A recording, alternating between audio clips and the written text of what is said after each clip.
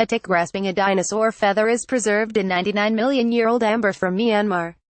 Peña Alvarez et al. Nature Communications. Ticks sucked the blood of feathered dinosaurs some 99 million years ago, a new study suggests.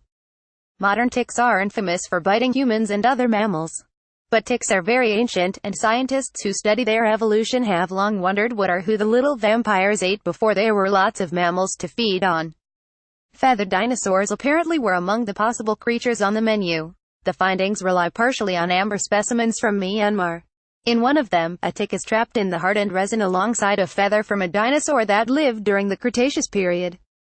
Amber is fossilized resin, so it's able to capture small bits of the ecosystem almost instantly, says Ricardo Pérez de la Fuente, a research fellow at the Oxford University Museum of Natural History and an author of the study published Tuesday in the journal Nature Communications.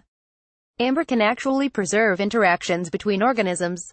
This is the case with the feather and the grasping tick. The tick and feather purrs support a theory that Pérez de la Fuente had already spent years developing, based on other ticks trapped in amber from the same period.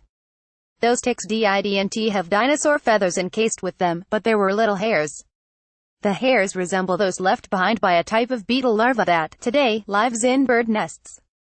We had this indirect evidence about the relationship between ticks and feathered dinosaurs, Pérez de la Fuente says, but the researchers didn't have any direct evidence for the relationship until they saw the tick and feather trapped together in amber.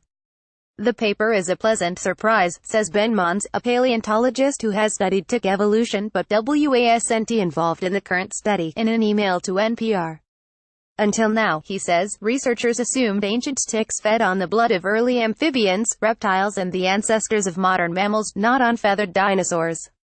Mons cautions the evidence doesn't necessarily exclude other types of animals, since feathered dinosaurs were not the only ones that lived in nests. He also says follow-up research needs to be done to understand how a new ancient species of tick identified in the study fits into the bigger tick family tree. Pérez de la Fuente acknowledges there is more work to be done to clarify the ancient origins of ticks and their blood-sucking behaviors.